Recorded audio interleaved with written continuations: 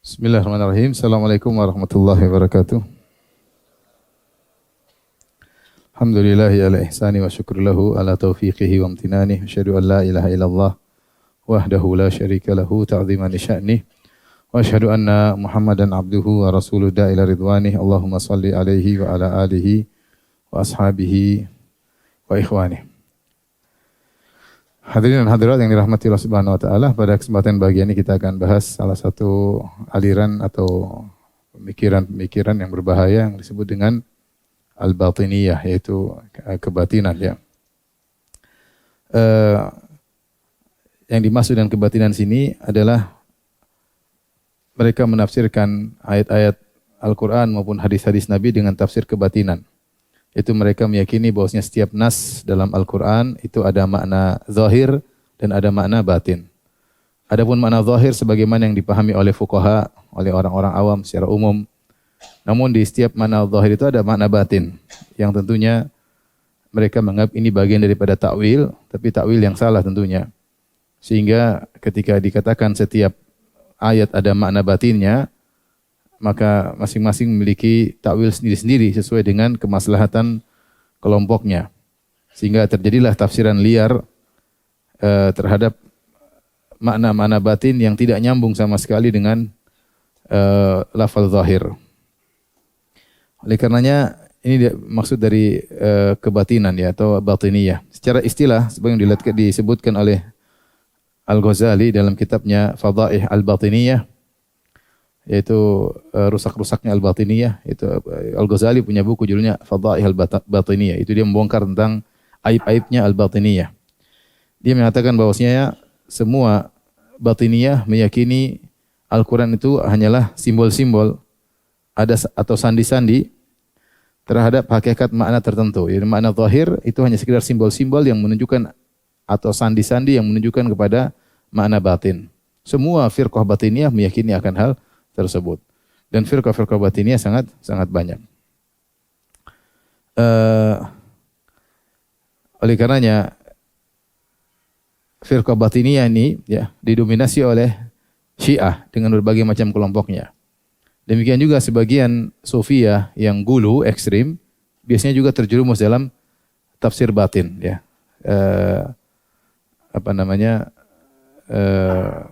Sufiyah juga kalau sudah ekstrim biasanya juga terjerumus dalam tafsir batin untuk mendukung keyakinannya ya. Baik. Adapun kenapa kita perlu mempelajari tentang firqah-firqah batiniyah, ada beberapa poin saya sebutkan di sini ya. Yang pertama, bahwasanya firqah-firqah tersebut sudah ada sejak bahkan abad ketiga ya. Abad ketiga sudah ada. Jadi mereka sudah lama muncul. Sudah abad ketiga. Dan mereka masih ada sampai sekarang ya. Sebagiannya sudah sirna, sebagiannya masih ada. Sebagiannya masih memiliki daulah, kekuasaan, pemerintahan, dan sebagian sudah hanya sekedar pemikiran, hanya sekedar kelompok-kelompok memiliki pemikiran. Sehingga mengenal sejarah mereka itu penting. Kemudian yang kedua, firqah-firqah tersebut bahkan sempat memiliki kerajaan dan kekuasaan. Sampai sekarang masih ada seperti Nusairiyah. Nusairiyah seperti Rusia. Rusia itu dipimpin oleh firqah batiniyah namanya Nusairiyah. Firqah Nusairiyah. Bashar Asad itu keyakinannya Nusairiyah dan itu firqah batiniyah Syiah. Dahulu juga ada daulah seperti daulah Fatimiyin atau daulah Ubaidiyyin yang sempat menguasai Mesir ya di abad keempat ya, yang terkenal dengan kekejamannya. Kemudian juga ada namanya Daulah Al-Qaramithah yang di Bahrain yang pernah membunuh 30.000 jemaah haji kemudian mencuri Hajar Aswad. Itu juga dari batiniyah. Nanti akan dijelaskan sejarahnya. Jadi mereka kejam.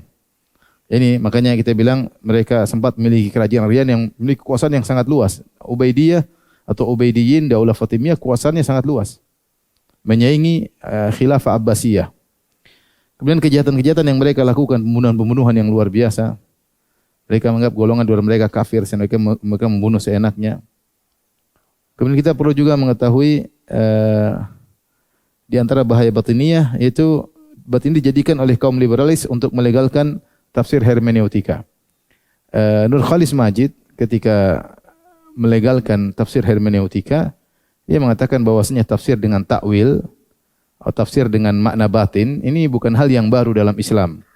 Maka dia sebutkan di antara dalil tentang bolehnya tafsir kebatinan sebagaimana yang dilakukan oleh Ibnu Sina, yaitu tafsirnya para filsuf yang mereka mengatakan bahwasanya zahir pada ayat ini tidak harus dipahami secara zahirnya. Seperti misalnya ada surga, ada neraka, jangan dipahami secara zahirnya.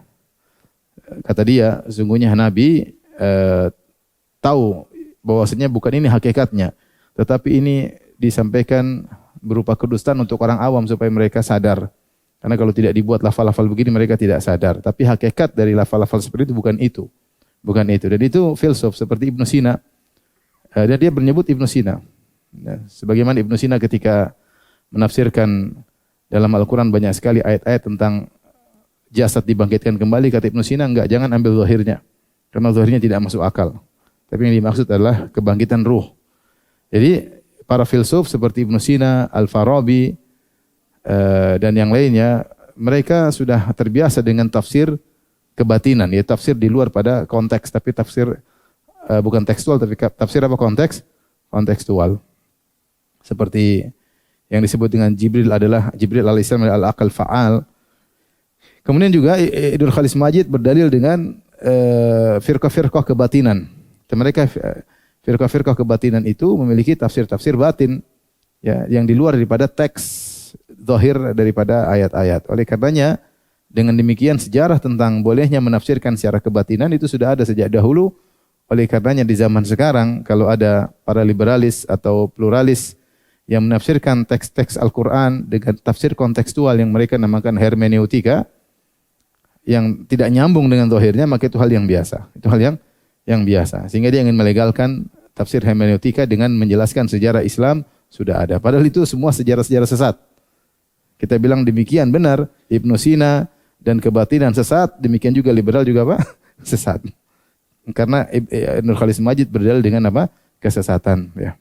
Tapi mereka melegalkan tafsir hermeneutika dengan hal ini. Saya nukil dalam disertasi saya, ya, perkataan Ibnu Khalis Majid tersebut. Kemudian kebatinan ini mereka dihukum murtad oleh para ulama. Dan mereka ini murtad dan para ulama khilaf dalam menerima taubat mereka atau tidak. Jadi ulama sepakat mereka murtad.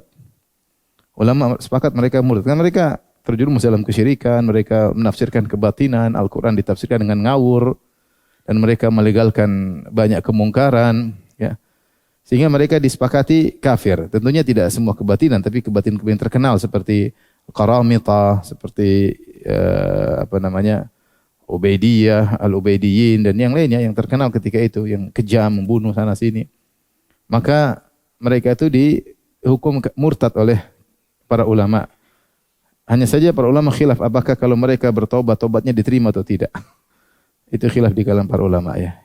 Karena dikhawatirkan mereka bertobat, ternyata mereka taqiyah. Karena ternyata mereka apa? Taqiyah. Baik. Ini mungkin di antara hal-hal yang menjadikan kita perlu untuk membahas tentang kebatinan. Sebenarnya sebagaimana sejarah timbul kebatinan, para ulama menyebutkan bahwasanya Islam sejak dahulu diperangi, ya.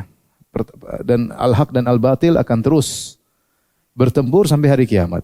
Enggak ada namanya al-haq dan al-batil damai, enggak ada itu, tidak ada cerita. Iblis mati baru mungkin selesai. Kalau iblis masih hidup enggak ada namanya perdamaian. Maka al-haq dan al-batil akan terus bertempur sampai hari kiamat. Dan di zaman Nabi SAW terjadi pertarungan, baik-baik sirah al-askari, perang secara fisik dalam banyak perang, ya. Kemudian juga perang secara pemikiran, terjadi diskusi debat, ya. Kemudian juga perang secara ekonomi seperti Nabi SAW dan Bani Hashim pernah diboikot dalam Syi'ab Abi Thalib selama 3 tahun. Tidak diberi pasokan apapun, tidak diterima jual beli mereka, diboikot, ya, oleh orang-orang kafir. Dan itu pernah terjadi. Kemudian juga pertarungan yang lain seperti zaman sekarang kita Ghazul Fikri, pertarungan akhlak, kita berusaha menyebarkan akhlak yang mulia, orang menyebarkan akhlak yang buruk. Pertempuran akidah, ya, banyak hal, ya, syariat dengan kebebasan bertempur. Dia bilang haram, mereka bilang halal, dan pertarungan antara hak dan batil akan terus berlanjut. Dan di zaman Nabi SAW, Islam diserang dari seluruh penjuru. dari imperator Romania, imperator Persia, Yahudi, ya, munafikin, ya, semua tidak suka dengan Islam, berusaha menjatuhkan Islam. Namun Islam tetap berjaya. Para ulama ketika menyebut tentang sejarah batiniyah, mereka selalu mengkaitkan dengan Abdullah bin Saba atau Ibnu Sauda yang merupakan seorang Yahudi yang kemudian masuk Islam secara munafik untuk merusak Islam. Untuk merusak Islam, dan dia mulai muncul di zaman Utsman bin Affan, kemudian dia berjalan ke sana kemari, ke Mesir, ke negeri-negeri, ke Irak untuk memprovokasi massa agar tidak suka dengan Utsman bin Affan radhiyallahu taala anhu. Dan dia yang pertama kali menyebarkan tentang takwil batin, ya. Di antaranya disebutkan, riwayatkan, dia menafsirkan firman Allah, innal ladzi farada 'alaikal Qur'an laradduka ilal ma'ad. Sungguhnya Allah yang menurunkan Al-Qur'an kepadamu akan mengembalikan engkau wahai Muhammad kepada ma'ad, kepada hari kebangkitan, untuk beri balasan surga dan yang lainnya. Kata dia, maksudnya Muhammad akan dikembalikan. Muhammad akan dikembalikan. Sebagaimana Allah bisa mengembalikan Isa, maka Muhammad lebih utama untuk dikembalikan, ya. Kemudian dia mengatakan Muhammad, ya, setiap nabi ada wasi, ada yang diwasiatkan, dan wasiatnya Muhammad, wasinya adalah Ali bin Abi Thalib radhiyallahu taala anhu. Ini pemikiran tentunya sama seperti misalnya sebagian penjelasan para ulama tentang Paulus ketika masuk dalam agama Nasrani, bikin bid'ah bahwasanya Tuhan mengirim anaknya atau Tuhan menitis pada anaknya, dengan membuat bid'ah baru dengan mengatakan tidak pernah dibicarakan oleh nabi-nabi sebelumnya, bahwasanya ada namanya dosa warisan. Ada namanya dosa warisan. Ya, ketika Adam berdosa, maka setiap anak keturunan Adam akan menanggung dosa tersebut. Menanggung dosa tersebut. Setiap anak akan menanggung dosa tersebut. Setiap dosa terus berlanjut. Maka kemudian apakah Allah harus mengadab dosa yang diwariskan tersebut? Maka disitulah terjadi pertentangan antara rahmat Allah atau keadilan Allah. Bagaimana Allah apakah akan disiksa manusia yang yang tidak melakukan kesalahan tapi dia menanggung dosa orang tuanya? Kalau disiksa, apa rahmat Allah Subhanahu wa taala? Akhirnya jalan keluar apa? Allah kirim anaknya untuk menebus semua dosa tersebut dengan diutusnya Nabi Isa alaihi salam untuk menebus dosa warisan Nabi Adam alaihi salam tersebut, ya. Yang kemudian dikatakan Allah menitis, atau Nabi Isa adalah Allah, atau Allah menitis pada Nabi Isa tersebut, sehingga titisan-titisan Tuhan kepada makhluk itu ada saja, ya. Apalagi Nabi Isa akan kembali di akhir zaman menurut keyakinan orang-orang Islam. Sebagaimana juga orang Persia yang meyakini bahwasanya semua keturunan Kisra ada aliran darah Tuhan, ya. Semua keturunan Kisra adalah aliran darah. Jadi masalah Tuhan menitis pada makhluk, pada itu suatu hal yang bukan hal yang baru. Maka ketika kemudian Ibnu Sauda atau Abdullah bin Saba mengatakan Allah menitis kepada Ali bin Abi Thalib, maka bukan hal yang baru. Mungkin kita bilang kok bisa ada pemikiran begitu? Kita bilang sudah ada di manusia pemikiran seperti itu, ya. Saya rasa banyak pemikiran seperti itu. Saya rasa di Hindu juga ada, saya rasa di Yunani kuno juga ada. Maksudnya Tuhan menitis pada apa? Pada makhluk itu ada. Ini titisan dewa lah, titisan inilah, itu ada. Maksudnya titisan Tuhan. Maka timbullah dari pemikiran Abdullah bin Saba ini, maka muncullah beberapa kelompok yang berlebihan kepada Ali bin Abi Thalib. Di antaranya yang didapati oleh Ali bin Abi Thalib di zaman beliau, yang mereka menuhankan Ali bin Abi Thalib. Ya, mereka mengatakan bahwasanya pada diri Ali ada Allah Subhanahu wa taala. Sehingga akhirnya Ali pun marah, Ali menyuruh mereka tobat, mereka tidak mau tobat. Akhirnya Ali bin Abi Thalib menggali parit, menyalakan api untuk membakar mereka, dan mereka tidak mau bertobat. Sehingga terkenalah perkataan Ali bin Abi Thalib, lamma ra'aitul amran munkaran ajajtu nara wa da'autu kumbara. Tatkala aku melihat kemungkaran, maka aku pun menyalakan api dan aku panggil kumbar, yaitu anak buahnya, untuk membakar mereka. Sehingga Ali pun bakar mereka. Dan sikap Ali ini ditegur oleh Ibnu Abbas. Ibnu Abbas melarang karena la yu'adzibu binnar illa rabbun nar. Tidak ada yang boleh mengadab dengan api kecuali pencipta api. Itu maksudnya Allah Subhanahu wa taala. Ketika Ali bin Abi Thalib membakar mereka, mereka semakin yakin memang benar engkau adalah apa? Tuhan. Karena tidak ada yang menyiksa dengan api kecuali siapa? Allah Subhanahu wa taala. Dan ini diriwayatkan dengan sanad yang hasan, dihasankan oleh Ibnu Hajar rahimahullahu taala. Oleh karenanya keyakinan tentang titik Tuhan menitis pada manusia adalah hal yang biasa. Sebagaimana kita sudah jelaskan pada pembahasan wahdatul wujud ya. Seperti perkataan Hallaj, tidaklah di balik jubah ini kecuali Allah. Allah adalah aku adalah Allah dan sebagainya ya. Baik. Sehingga disebutkan yang pertama kali menafsirkan dengan tafsir kebatinan adalah Abdullah bin Saba yang menafsirkan innalladzi farada 'alaikal qur'ana laradduka ilal ma'ad. Laradduka ila ma'ad. Sungguhnya yang menurunkan Al-Qur'an kepada engkau akan mengembalikan engkau, maksudnya mengembalikan engkau wahai Muhammad, mengembalikan engkau wahai Muhammad. Ini takwil tafsir kebatinan ya. Kemudian akhirnya berkembanglah firqah-firqah kebatinan ya. Secara umum firqah kebatinan kembali kepada Syiah. Kembali kepada Syiah. Maka saya akan jelaskan sebelum saya jelaskan tentang sejarah kebatinan, saya sebut contoh-contoh tafsir-tafsir kebatinan.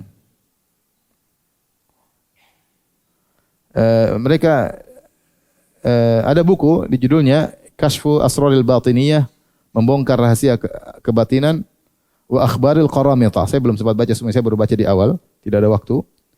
Karangan Al-Mu'afir Al-Yamani, wafat 470 Hijriah, masih abad ke-5. Dia menyebutkan bahwasanya dia bertemu dengan ini orang kebatinan hidup di zaman-zaman ini. Mereka berdalil ya. Kata mereka segala sesuatu ada zahir dan batin. Buktinya Allah berfirman, wa dzarul zahiral itsmi wa batinah.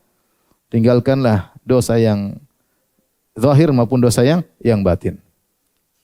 Kemudian juga qul innama harrama rabbiyal fawahisha ma dzahara minhu wa batan. Katakanlah sungguhnya Allah mengharamkan perbuatan-perbuatan keji yang zahir maupun yang batin. Kata mereka kalau gitu semuanya ada zahir ada apa? Batinnya. Ayat Al-Qur'an juga demikian. Contoh disebutkan dalam buku tersebut yang dia dapati kebatinan di zaman tersebut seperti as-salat dan zakat. As-salat, zakat 7 huruf. Coba lihat itu. 1 kita hitung.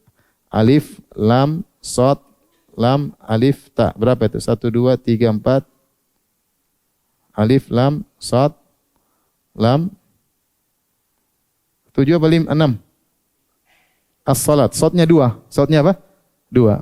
As-salat. Ada berapa? 7. Alif, lam, shad, lam, alif lagi, kemudian ta, marbuta. Berapa? 7. Shadnya 2. Az-zakat. Ada berapa itu? Alif, lam, za, kaf, zainya 2 ya. Kaf, alif, ta, marbuta. Intinya mereka maksudnya 7 huruf. 7 huruf tersebut maksudnya adalah Muhammad plus Ali. Muhammad plus Ali, enggak tahu hitungnya bagaimana, saya enggak tahu. Pokoknya dia baca 7 huruf. 7 huruf sama dengan Muhammad dan Ali. Maksudnya salat dan zakat itu hendaknya kalian berwala kepada Ali bin Abi Thalib, kepada Muhammad dan Ali. Nyambung atau tidak nyambung? Tidak nyambung. Disambung-sambungkan sama mereka. Cocok logi bukan hal yang baru. Sudah ada sejak zaman dahulu. Kita tahu gimana cara hitungnya. Pokoknya Muhammad Ali ya, 7 huruf. Ya. Kemudian contoh mereka menafsirkan tentang kesyirikan. Jadi kata mereka, kalau orang sudah berwala kepada Muhammad dan Ali, berarti dia sudah sholat, dia sudah zakat. Selesai. Berarti dia sudah sholat, dia sudah apa? Berzakat. Karena maksud dari sholat dan zakat adalah berloyal, beriman kepada Muhammad sebagai Nabi, dan Ali sebagai wasiatnya. Artinya setelah Muhammad meninggal, maka penggantinya adalah siapa? Ali. Siapa yang beriman kepada itu, berarti dia sudah sholat dan dia sudah zakat. Kemudian di antaranya, seperti firman Allah, innallaha la yaghfiru ayyushraka bih. Allah tidak mengampuni dosa syirik. Apa dosa syirik? Yaitu mensekutukan keimaman Ali dengan yang lainnya. Siapa yang bilang Abu Bakar jadi imam, maka dia musyrik. Karena yang menjadi imam harus cuma siapa? Ali bin Abi Thalib. Maka syirik adalah mensekutukan keimamahan Ali bin Abi Thalib dengan yang lainnya. Menyatakan Abu Bakar imam, Umar imam, Utsman imam, maka semuanya musyrik, kafir kepada Allah Subhanahu wa taala. Contoh lagi misalnya orang Syiah menafsirkan masalah tatahur dalam Al-Quran, fattahharu misalnya bersucilah. Maksudnya bersucilah engkau dari seluruh keyakinan selain madhab kita. Seluruh keyakinan najis. Harus kau sucikan pikiranmu dari keyakinan-keyakinan najis selain dari madhab kita. Ini tafsir ngawur ya. Enggak nyambung ya. Contohnya lagi, wasyamsu wal qamaru bihusban. Asyamsu wal qamar maksudnya Hasan dan Husain. Hasan dan Husain. Syamsu wal qamar maksudnya Hasan dan Husain. Firman Allah dalam surat Al-Hasyr, "Kamatsali syaitani idz qala lil insani kfur."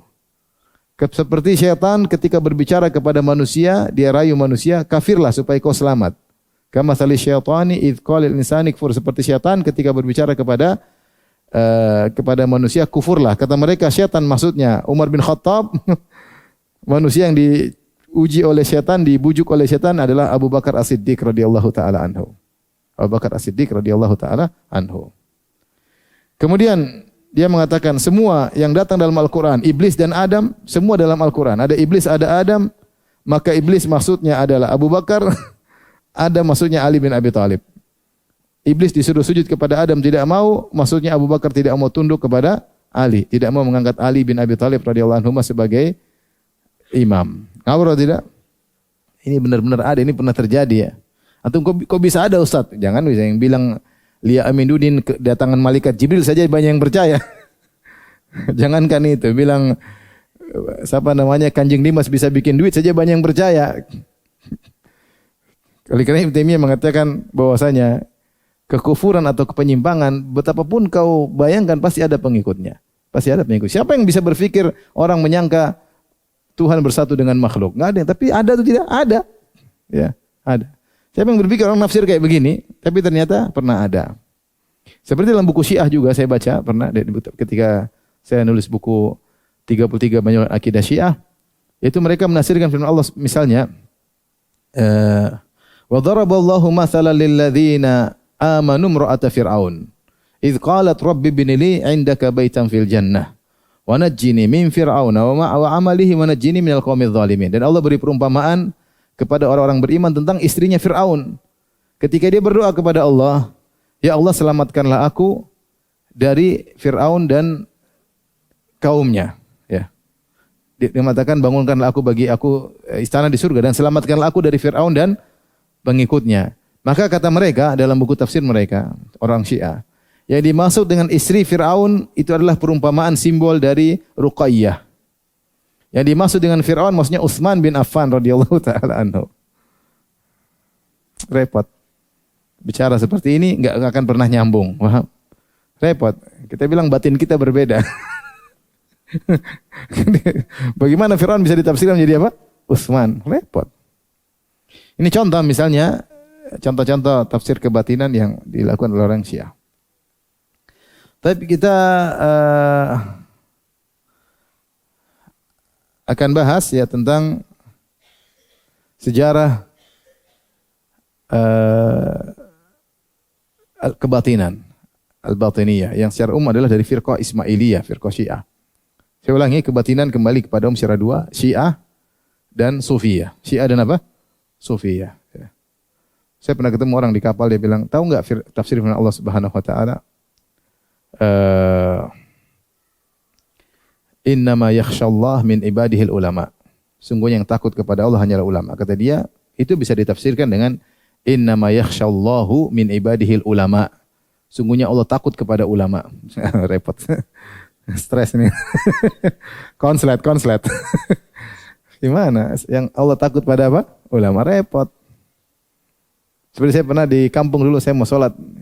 Anda, panggil saya Anda. Bagaimana? Sholat dulu, sholat duhur. Tahu sholat zuhur, kenapa 4 rakaat? Saya enggak tahu. Kalau tidak tahu tidak usah sholat, katanya Wais.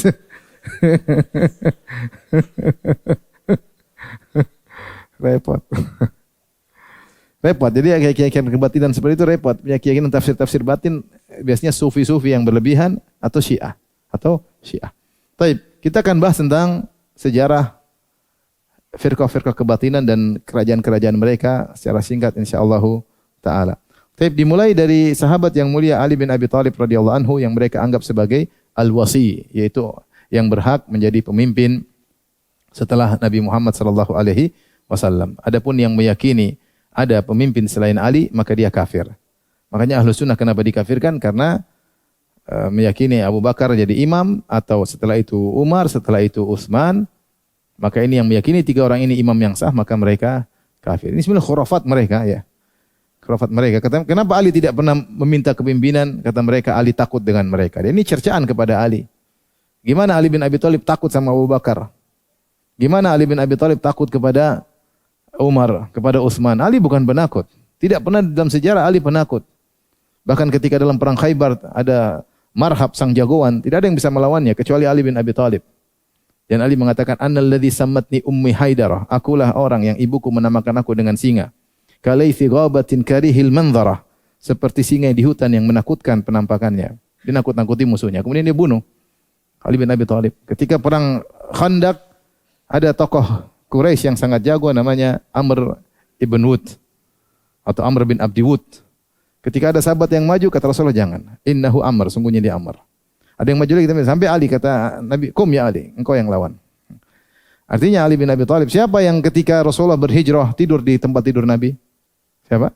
Ali bin Abi Thalib radhiyallahu taala anhu, ya. Tokoh yang sangat takut sama Abu Bakar, takut sama Umar, takut sama Utsman, mustahil. Mustahil. Kalau benar Abu Bakar, Umar, Utsman kafir, mustahil Ali diam-diam, ya. Mustahil Ali diam-diam radhiyallahu taala anhu. Lebih menakjubkan lagi, Ali bin Abi Thalib menikahkan putrinya Ummu Kulsum bin Ali dengan Umar bin Khattab. Ini lebih menakjubkan lagi. Orang Syiah bingung. Saya nukil dalam buku saya 33 Banyolun Akidah Syiah. Mereka bingung dengan kejadian nyata ini karena teks tentang Ali menjadi mertuanya Umar itu termaktub juga dalam buku mereka. Kalau tidak salah dalam buku Al-Kafil Al-Kulaini juga ada buku teks tersebut. Bahwasanya Umar menikah dengan putrinya Ali bin Abi Thalib dengan Fatimah. Ali menikah dengan Fatimah, memiliki beberapa anak. Di antaranya Hasan, Hussein, ada Muhassin meninggal, masih kecil. Kemudian ada Ummu Kulsum. Ummu Kulsum ini nikah dengan Ali, dengan Umar. Dan punya anak namanya Zaid bin Umar. Tapi meninggal semuanya. Punya anak namanya apa? Zaid bin Umar. Maka mereka bingung. Kata mereka, Ali menikahkan putrinya dengan Umar karena takut.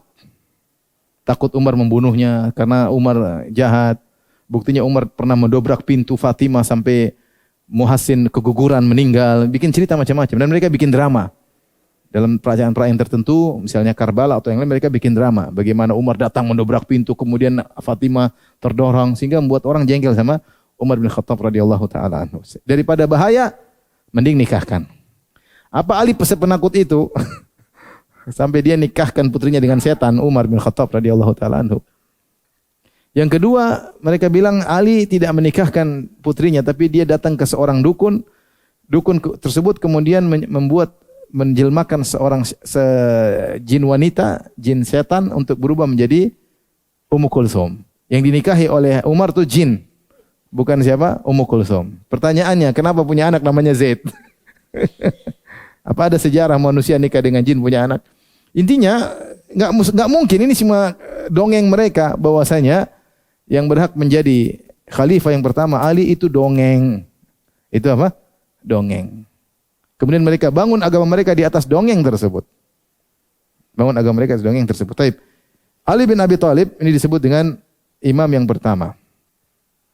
Kemudian setelah Ali meninggal dunia diambil oleh imam yang kedua, namanya siapa? Al-Hasan. Paham? Al-Hasan cuma 6 bulan. Taib.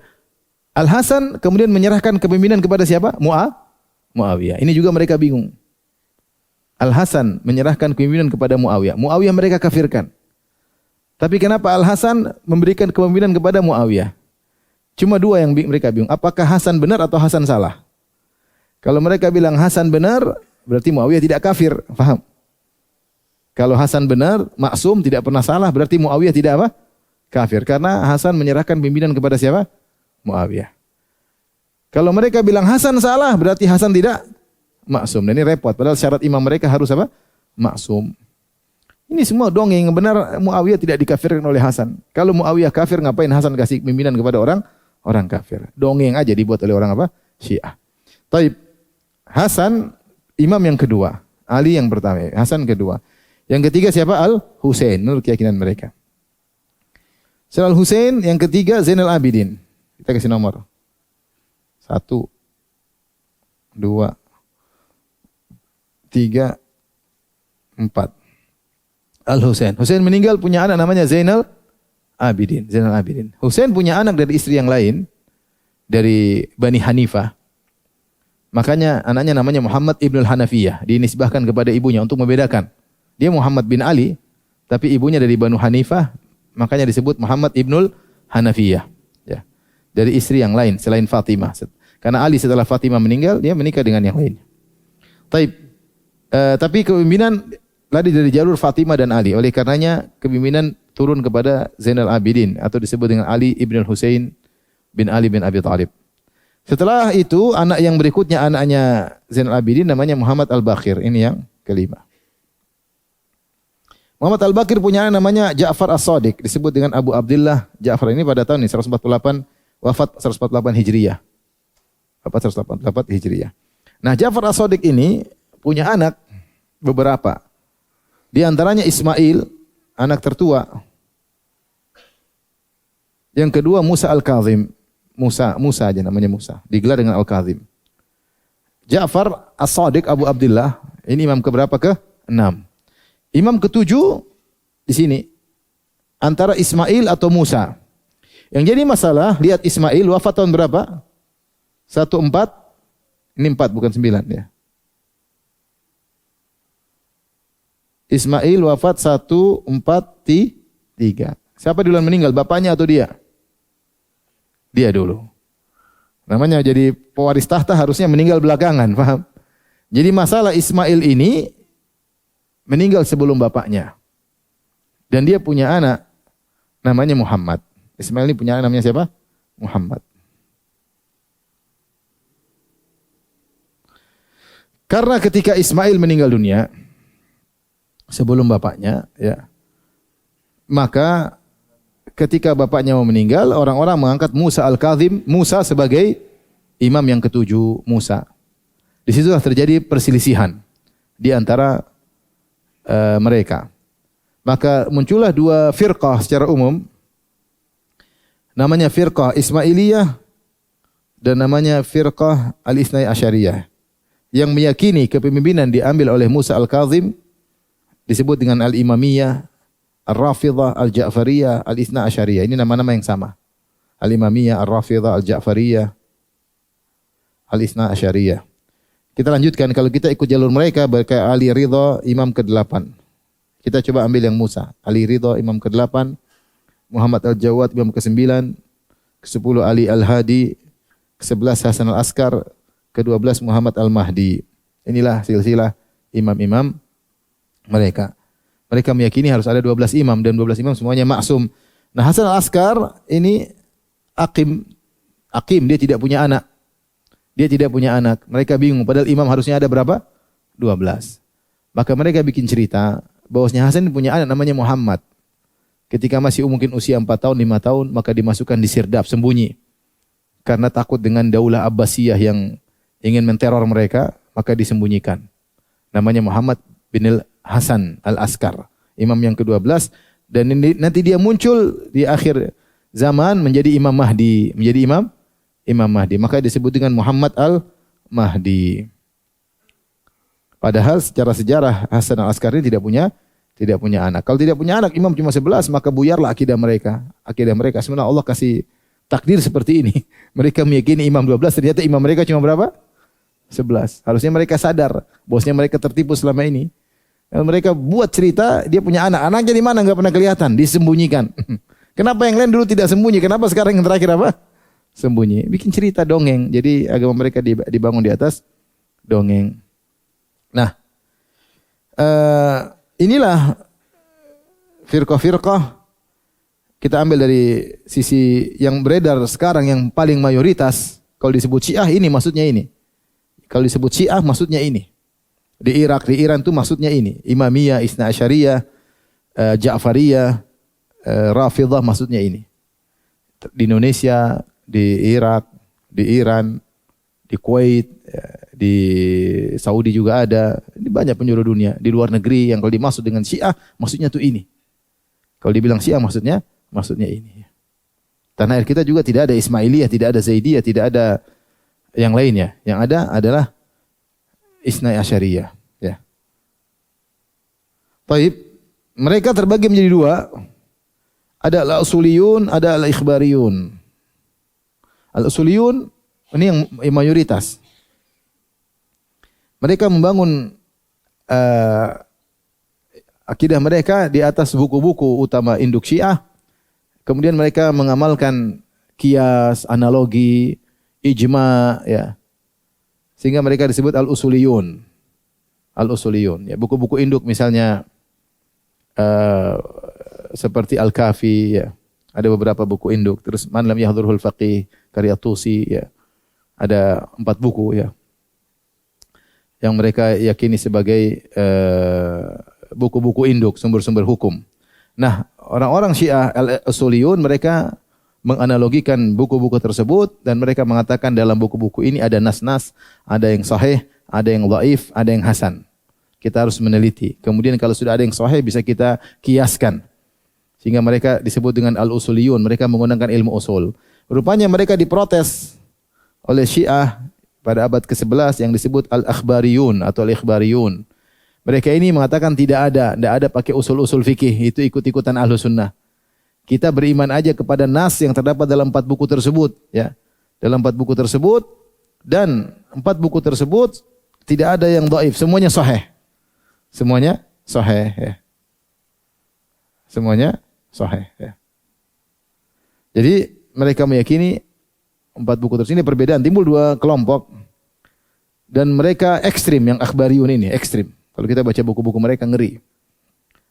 Yang pendirinya namanya Istirbadi, kemudian ada Al-Bahrani, ada An-Nur atau Barsi yang punya buku tentang Fasul Khitab fi Tahrifi Kalami Rabbil Arbab. Bukti bahwasanya Al-Qur'an menyimpang. Dia punya buku judulnya gitu. Dia nukilkan ratusan atau puluhan perkataan ulama Syiah yang menyatakan Al-Qur'an apa? Menyimpang. Dengan jelas dia tulis buku tersebut. Ada Hulal Ramili, Muhammad Taqi Al-Majlisi, Nikmatullah Al-Jazairi, punya buku Al-Anwar Nu'maniyah. Saya nukil perkataan-perkataan mereka dalam buku saya 33 Banyulan Akidah Syiah. Mengerikan. Mereka ini kencang. Saking kencangnya mereka menyatakan usuliyun sesat. Kata mereka apa? Sesat. Sampai di antara mereka yang dikafirkan oleh ikhbariyun. Ikhbariyun. Intinya ini Syiah, kemudian nanti dari setelah itu muncul namanya Syiah Syekhiyah, nisbah kepada seorang namanya Syekh Ahmad Al-Ihsa'i, kemudian Al-Babiyah, kemudian Al-Bahaiyah. Ini Al-Bahaiyah yang pernah kita bahas dulu, itu kembali kepada Syiah Itsnai Asyariyah, cabang-cabangnya. Paham? Cabang-cabangnya. Yang Indonesia juga ada Al-Bahaiyah. Taib. Ini juga mereka punya tafsir-tafsir batin. Mereka ini juga punya tafsir-tafsir batin. Seperti tadi saya sebutkan tentang Fir'aun maksudnya Utsman, kemudian istri Fir'aun maksudnya Ruqayyah. Tafsir batin itu Syiah Itsnai Asyariyah. Ya. Taib, kita bahas sekarang tentang Ismailiyah. Ismailiyah. Jadi kita ada firqah namanya Zaidiyah, kita ada firqah namanya Al-Imamiyah, kita ada firqah namanya Ismailiyah. Yang lebih nampak tentang kebatinan itu pada firqah Ismailiyah. Dari Ismailiyah muncullah firqah batiniyah, Fatimiyun, kemudian Qaramitah, Duruz, Nusairiyah, ini semua dari sini. Dari Ismailiyah. Keturunan cabang-cabang dari Muhammad Ismailiyah. Maka Ismailiyah secara umum terpecah menjadi 2. Yang pertama, menanti kedatangan Ismail, kata mereka Ismail tidak mati. Ismail tidak mati. Jadi Ismail kan mati di zaman bapaknya masih hidup. Ja'far As-Shadiq, Ismail apa? Mati. Kata mereka Ismail tidak mati. Kata bapaknya sudah mati. Sehingga bapaknya ngambil para saksi bahwasanya Ismail sudah mati. Kata mereka bapaknya taqiyah.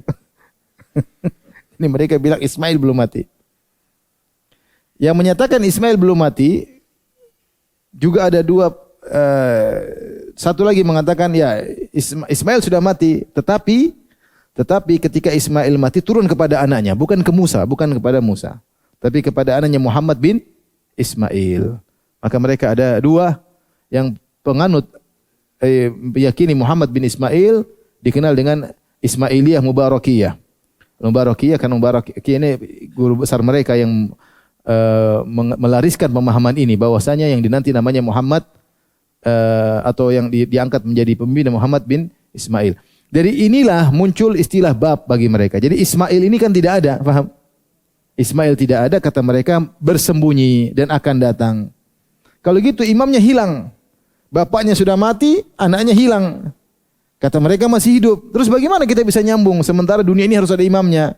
Maka muncullah fikrah namanya bab. Bab itu adalah perantara antara mereka dengan apa? Imam, wakilnya. Jadi wakil pergi ke imam laporan, wakil pergi ke imam apa? Laporan. Itu namanya apa? Wakil imam. Timbullah namanya al-bab. Maka beberapa orang ngaku saya sebagai bab. Saya pernah ketemu Imam Mahdi. Imam Mahdi bilang begini, begini, begini. Nah, itu namanya istilah bab. Mulai muncul sejak adanya imam yang hilang. Sama seperti yang tadi saya sebutkan Al-Mahdi. Ini kan Al-Mahdi ini juga tidak ada. Maka timbul keyakinan di balik Al-Mahdi yang bersembunyi di sirdap. Ada orang bab yang pernah mengaku bertemu dengan siapa?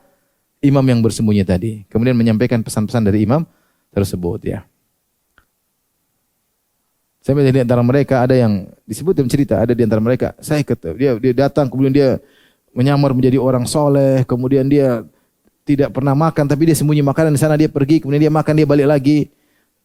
Pokoknya orang kira dia orang soleh. Orang ini minggu-minggu nggak pernah makan, terus tidak pernah bersuci, ini luar biasa. Akhirnya ditanya, kamu siapa? Saya wakilnya imam. Orang percaya, orang senang dengan yang zuhud-zuhud. Akhirnya saya imam butuh uang, butuh ini. Mana kumpul uang? Ada pertanyaan mana? Pertanyaan saya bawa ke imam. Imamnya jawab. Dia jawab sendiri. Atau ada temannya yang apa? Jawabnya. Imam masjid bukan Imam Mahdi. jadi bahan-bahan main. Banyak cerita-cerita lucu tentang masalah bab wakil dari imam ini. Karena imamnya nggak ada. Timbullah cerita-cerita konyol-konyol yang pernah mereka ditipu berulang-ulang oleh para penipu yang ngaku sebagai bab-bab pintu-pintu menuju imam. Baik, ini secara sederhana Ismailiyah ternyata terbagi menjadi dua. Yang meyakini Ismail hilang sehingga harus ditunggu, ada yang meyakini anaknya Muhammad bin Ismail. Baik, adapun sejarah Ismailiyah sebagai berikut ini.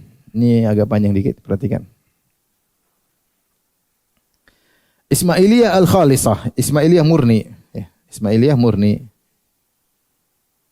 Murni yaitu yang beriman bahwa Ismail belum wafat sehingga perlu adanya al-bab, perantara, pintu atau penghubung kepada imam gaib, imam yang gaib yang sedang bersembunyi. Nanti yang mau saya lah babnya, saya inilah macam-macam. Yang kedua al-Ismailiyah al-Mubarakiyah. Al-Mubarakiyah disebut kepada ulama mereka. Dia kalau nggak salah adalah maulanya Ja'far As-Shadiq, ya. Budak yang dimerdekakan oleh Ja'far As-Shadiq, kemudian dia menjadi ulama atau menjadi pembesar, maka dia yang menyerukan bahwasanya yang mengganti Ja'far As-Shadiq adalah Muhammad bin Ismail. Dan mereka mengatakan imam cuma 7. Mereka Ismailnya berkeyakinan dengan angka 7. Tawaf 7, ini 7, hari 7, berarti imam cuma berapa? 7. Imam ke-7 adalah Ismail. Tidak ada imam yang lain. Yang lain hanya melanjutkan saja. Baik.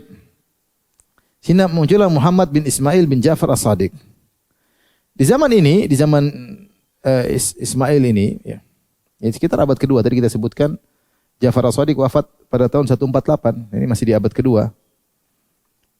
Muncul seorang namanya Maimun Al-Qaddah. Maimun Al-Qaddah. Dan dia punya namanya Ubaidillah bin Maimun Al-Qaddah. Ini sosok yang diperselisihkan. Ada yang mengatakan Maimun Al-Qaddah atau Ubaidillah bin Maimun Al-Qaddah. Inilah dia sendiri adalah Muhammad bin Ismail bin Ja'far As-Shadiq. Hanya saja dia menyamar dengan nama tersebut karena takut dari gempuran dinasti Abbasiyah. Ada pendapat demikian. Mengatakan tidak, ini orang, dia beriman kepada mazhab Ismailiyah. Kemudian khilaf di kalangan mereka sendiri, para ahli sejarah dari kalangan Syiah. Apakah Maimun Al-Qaddah ini masih punya garis keturunan kepada Ali dan Fatimah? Mereka khilaf. Ismailiyah keturunan Ali dan Fatimah kan tadi saya jelaskan. Ya. Dari tadi pertama siapa? Ali bin Abi Thalib, kemudian siapa? Hasan, kemudian Husain, kemudian Ali Zainal Abidin, kemudian Muhammad Al-Baqir, kemudian Ja'far As-Shadiq. Ja'far As-Shadiq kemudian terbagi dua. Musa Al-Kazim, kemudian siapa? Ismail. Musa Al-Kazim tadi, kemudian Ali, kemudian Muhammad, kemudian Ali lagi, kemudian Hasan, kemudian Muhammad. Jadi intinya Muhammad bin Ismail bin Ja'far As-Shadiq ini keturunan Ali bin Abi Thalib dan Fatimah. Nah, Maimun Al-Qaddah ini siapa? Apakah masih keturunan dari Ahlul Bait? Maka khilaf di kalangan para ahli sejarah. Kebanyakan ulama Ahlus Sunnah mengingkari. Mereka mengatakan mereka ini dia bukanlah keturunan Ahlul Bait. Tidak ada yang pernah menjelaskan nasabnya. Apalagi disebut dalam sebagian literatur Mereka ini keturunan dari imam-imam al-masturin, para imam-imam yang bersembunyi. Tapi binnya siapa tidak nyambung. Jadi Muhammad Ubaidillah bin Maimun al-Qaddah bin siapa? Enggak ketahuan. Tapi sebagian mereka mengatakan tidak, memang dia adalah keturunan siapa? Keturunan Ahlul Bait, keturunan Ali dan Fatimah. Nah, dia mendirikan sebuah daulah di Tunis pada tahun 297 Hijriah. Ya, 297 Hijriah. Ubaidillah ini. Wafat pada tahun 322 Hijriah. Setelah dia wafat, kemudian dilanjutkan kepada anaknya namanya Al-Hakim bin Amrillah. Ini Al-Hakim bin Amrillah. Dia wafat, Ubaidillah wafat 322. Ubaidillah bin Maimun Al-Qaddah. Kemudian dia punya anak namanya Al-Hakim bin Amrillah. Kemudian Al-Hakim bin Amrillah menyerahkan kekuasaan kepada Al-Mansur Billah. Al-Mansur Billah pada tahun 334 dia berkuasa. Al-Mansur Billah mungkin meninggal digantikan oleh anaknya atau siapanya, keluarganya Al-Mansur Billah. Kemudian Al-Mansur Billah menyerahkan kekuasaan kepada Al-Mu'iz lidinillah. Al-Mu'iz. Semuanya namanya bagus-bagus. Al-Hakim bi Amrillah yang berhukum dengan hukum Allah. Al-Mansur Billah yang ditolong oleh Allah. Al-Mu'iz lidinillah yang menegakkan agama Allah. Yang memegang kekuasaan pada tahun 341. Al-Mu'iz lidinillah ini akhirnya menguasai Mesir pada tahun 385 Hijriah. Maka berpindahlah ibu kota Daulah Ubaidiyah yang berdiri sejak abad ketiga dari Tunis pindah ke Mesir. Kemudian kekuasaannya semakin lebar. Ada kharitahnya, ada petanya tentang kekuasaan Daulah Ubaidiyin yang cukup lama dan mereka sangat kejam ya. Mereka membunuh orang, mereka membunuh para ulama, mereka membunuh para ahlu sunnah. Rakyat disuruh melaknat Abu Bakar dan Umar. Siapa yang melaknat Abu Bakar dan Umar disuruh kasih roti, dikasih makanan. Yang tidak melaknat Abu Bakar dan Umar tidak mau dibunuh oleh mereka. Jadi ketika itu Ahlus Sunnah banyak dibunuh. Di zaman Ubaidillah dan sempat berkuasa dan kekuasaan yang luar biasa ya. Artinya kekuasaan tidak menunjukkan seseorang di atas kebenaran. Memang kalau berkuasa kemudian pasti benar. Mereka ini pernah berkuasa dalam waktu yang lama. Dari tahun 297 sampai tahun 567. Berapa tahun tuh? 297 sampai 567.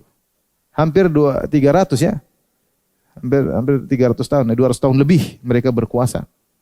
Dan mereka adalah Syiah, Ismailiyah, punya pemikiran kafir dan macam-macamnya. Taib. Kemudian setelah Al-Mu'iz diganti dengan Al-Aziz Billah yang jaya dengan Allah Subhanahu wa taala, berkuasa pada tahun 365 Hijriah.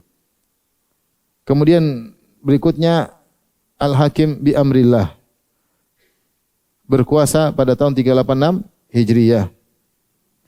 Kemudian dibunuh pada tahun 411. Nah, ketika muncul Al-Hakim bi Amrillah ini, muncul mazhab baru yang menuhankan Al-Hakim bi Amrillah. Sehingga disebut muncullah firqah namanya Duruz. Sampai sekarang masih ada firqah apa? Duruz ya. Mereka menuhankan Al-Hakim bi Amrillah ya. Seperti sebelumnya ada yang menuhankan Ali. Kalau ada awan katanya itu Ali datang sedang di awan ya. Ada titisan ketuhanan. Intinya pada tahun 408 muncullah firqah namanya Duruz ya. Kemudian Al-Hakim bin Amrillah yang dituhankan tersebut ternyata dibunuh, Tuhannya mati pada tahun 411. Kemudian dilanjutkan oleh seorang namanya Al-Mustansir Billah yang minta tolong kepada Allah. Al-Mustansir Billah, dia berkuasa dari 427 sampai 487. Ternyata Al-Mustansir Billah ini meninggal pada tahun 487. Dan dia punya anak yang tua namanya Nizar, ini yang paling tua. Harusnya Nizar yang pegang. Tapi ternyata dia punya anak masih kecil namanya Al-Musta'li, adiknya Al-Musta'li. Hanya saja Al-Musta'li dari istri yang lain, dari istri yang merupakan putri dari seorang menteri yang terkenal di zaman tersebut. Karena Al-Musta'li adalah ponakannya menteri dan dia adalah sekaligus anak raja, maka dia yang diangkat menjadi apa? Penguasa. Akhirnya kakaknya Nizar tidak terima. Terjadilah keributan, akhirnya Nizar pun pergi. Dan akhirnya Nizar punya anak buah yang sangat berbahaya, namanya Al-Hasan bin Sabbah, Ibnu Sabbah. Baik. Al-Musta'li bin Al-Munstasir Billah wafat pada tahun 495, ini selesai nizar tidak diterima, kita kembali kepada jalur Al-Musta'li. Al-Musta'li wafat pada tahun 495 Hijriah diganti dengan Al-Amir bi Ahkamillah. Al-Amir bi Ahkamillah yang usianya masih 5 tahun ketika itu. Namun akhirnya dia dibunuh ketika usia 20 tahun. Dibunuh oleh siapa? Al-Hasan bin Sabbah. Dia dendam, dia bunuh Amir tersebut. Anak buahnya Hasan bin Sabbah membunuh Amir yang dari usia 5 tahun sampai 20 tahun. Dengan firqah yang dikenal dengan Hasyashun. Karena Amir tidak punya anak, umur 20 tahun sudah tewas, maka diganti dengan pamannya namanya Al-Hafiz Abdul Majid Ibnul Muntasir Billah. Ya. Jadi Al-Muntasir ini punya anak juga namanya siapa? Al-Hafiz. Siapa Al-Hafiz? Karena Amir bi Amrillah tidak punya anak maka diganti dengan pamannya ini Al-Hafiz Abdul Majid Ibnul Muntasir Billah. Kemudian diganti dengan berikutnya namanya Az-Zafir, kemudian diganti berikutnya oleh Zahir, kemudian diganti yang terakhir namanya Al-Adid. Al-Adid. Maka Al-Adid ini runtuhlah kekuasaan Al-Ubaidiyin di tangan Salahuddin Al-Ayyubi pada tahun 567 Hijriah. Maka kembalilah dari sunnah menjadi dari Syiah menjadi apa? Sunnah. Setelah ratusan tahun dalam kejahatan. Nah, sebagaimana diketahui bahwasanya di tangan Daulah Ubaidiyah inilah diadakan Maulid Nabi, Maulid Fatimah, Maulid Hasan, Maulid Hussein sekitar abad Hijriah di Mesir. Yang pertama membuat adalah mereka. Yang pertama membuat mereka adalah apa? Mereka. Taib. Firqah ini kemudian meskipun ada yang berpindah ke Yaman dan ada yang berpindah ke India, berpindah ke Yaman ya.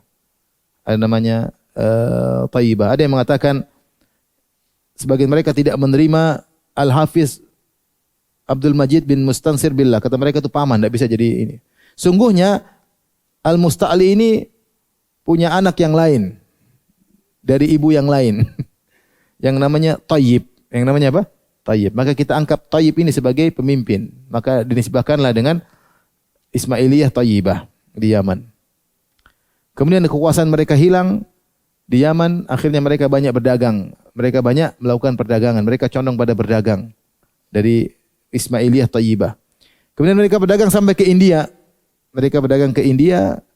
Maka banyak pedagang-pedagang yang tertarik dengan Ismailiyah.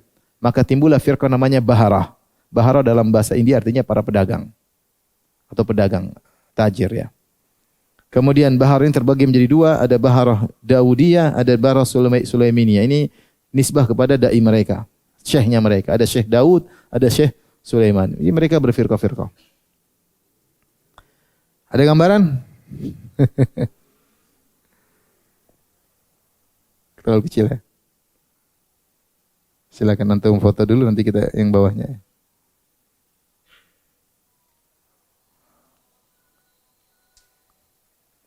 Saya bikin baganya lama ya. Belum selesai terakhir saya tidak sempat waktu tadi. Tapi ini jadi gambaran aja ya. Taib, azan silakan. Taib, di antara cerita yang menarik tadi kita sebutkan tentang Hasan bin Sabbah. Hasan bin Sabbah yaitu yang membela Nizar, firqah Ismailiyah Nizariyah. Jadi dia tidak setuju dengan Musta'li dan dia pun kabur. Kemudian dia kabur pergi ke Iran. Kemudian sampai di Iran dia menyamar menjadi seorang yang ahli ibadah. Ahli ibadah, rajin sholat, rajin ini. Sampai orang tertarik dengan dia, bahkan kalau dikasih uang dia tidak mau. Pokoknya zuhud, ahli ibadah. Dan orang senang seperti itu.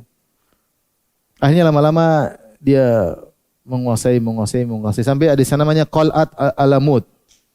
Qal'at Alamut ini antum lihat di Google masih ada, coba ditulis. Qal'at bahasa Arabnya seperti ini. Qal'at hamzah lam mim waw ta Alamut. Indah ya. Disitulah Hasan ibn Sabbah membuat kelompok namanya Hasyashun. Ini ada khilaf di kalangan mereka, tapi di antara pendapat dia ini bagaimana punya pasukan yang begitu kuat. Dia bunuh puluhan ribu orang. Dia bunuh para ulama, dia bunuh para qadhi, dia bunuh para panglima hebat, dia punya pasukan yang berani mati. Disebutkan bagaimana cara dia punya pasukan berani mati. Dia menguasai Qal'at Alamut ini, diambil dari seorang, dan kemudian dia panggil ahli-ahli dari Irak, karena dia orang yang tahu tentang dunia. Dibuatlah yang indah, dibuat seperti jannah di dunia. Kemudian dia siapkan cewek-cewek. Kemudian dia, situ orang bodoh-bodoh, di Iran orang bodoh-bodoh, bahlul-bahlul. Kemudian dia panggil orang yang umur sekitar belasan tahun sampai 20 tahun, satu-satu dia panggil. Kemudian dia pakai hashish seperti morfin zaman sekarang. Maka dia sebagai orang tua, dia di situ disebut Syekhul Jabal, dia tinggal di gunung tersebut. Ada orang datang, maka dia sampaikan tentang agama Ismailiyah. Kemudian dia kasih roti, kemudian dia kasih minum. Disebut Ibnu Katsir ceritanya. Kemudian dia minum, orang itu udah minum, dia udah fly. Kemudian dia tidur, setelah dia tidur dipindahin ke tempat kebun yang indah tadi, jannah. Kemudian dia bangun di tempat yang indah, dihias, ada cewek-cewek di samping. Ini orang kebangun. Di mana ini? Surga. Dan dia merasa fly itu nikmat kan? Di surga. Wow, dia sadar. Sudah pokoknya hasratnya semua dia ini. Kemudian dikasih minum lagi, dia pingsan lagi. Pokoknya teler lagi. Kemudian dibawa lagi keluar. Terus, tapi dikasih parfum semua, masih ada parfum semua. Disemprot semua, kukunya dipotongin, jenggotnya dirapiin, semua dibersihin. Selama dia tidur tuh dibersihin semuanya. Bangun-bangun sudah bersih, beres, harum, banyak bidadari. Cantik-cantik. Kemudian dibuat mimpi lagi, kemudian dia bangun, dibawa lagi ke tempat tadi, tempat yang roti ini. Saya tadi iya, kamu tadi ini kan, itulah jannah. Kamu pengen masuk jannah, ikuti perintahku. Oh, namanya orang udah tertarik, candu, pingin. Ya udah habis itu. Suruh bunuh siapa, suruh bunuh ini. Sampai dia datang ke salah seorang pemimpin, dia bilang, ini orang nurut sama saya. Suruh potong lidahnya, dia potong. Jadi dia kok mati langsung masuk tadi. Bidadari itu pengen mati, udah pernah masuk surga, keluar lagi. Pengen masuk lagi, bunuh diri, enggak apa-apa. Suruh potong tangan, dia potong, dia enggak peduli. Karena dia pikir mati, ketemu dengan apa? Bidadari tadi.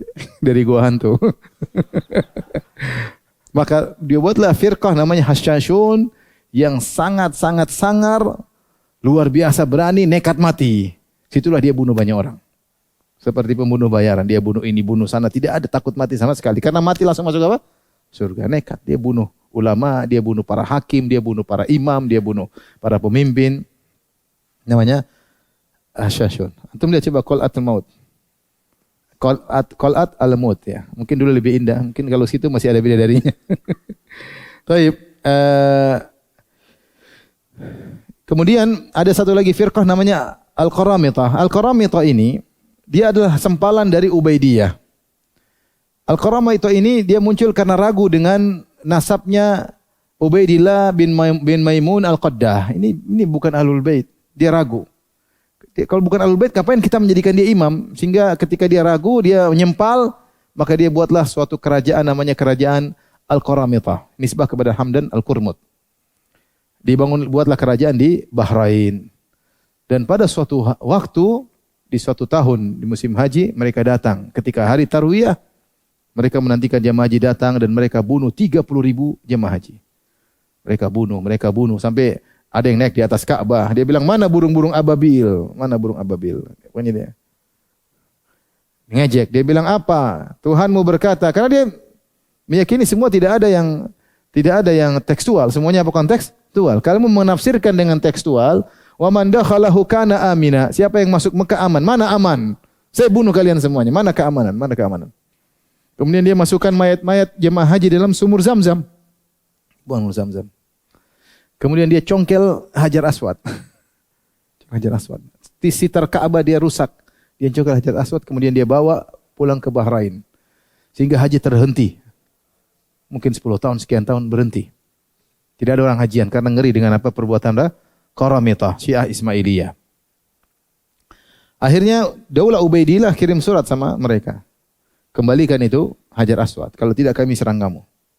Setelah 22 tahun akhirnya mereka kembalikan. Kemudian Daulah Qaramitah pun runtuh ya. Sehingga secara umum kebatinan Ismail sudah hancur kecuali beberapa yang masih ada sekarang, Nusairiyah, Duruz, kemudian Aga Khaniyah dan Ismailiyah yang masih ada, jadi pemikiran masih ada, masih tersebar di India, di Eropa, masih banyak ya. Sekedar pengetahuan bagi kita bahwasanya di sana ada kelompok yang menafsirkan Al-Qur'an dengan tafsir apa? Kebatinan. Tentu ini merupakan kesesatan ya. Tapi demikian saja kajian kita. Subhanakallah bihamdik asyhadu an la ilaha illa anta astaghfiruka wa atubu ilaik. Assalamualaikum warahmatullahi wabarakatuh.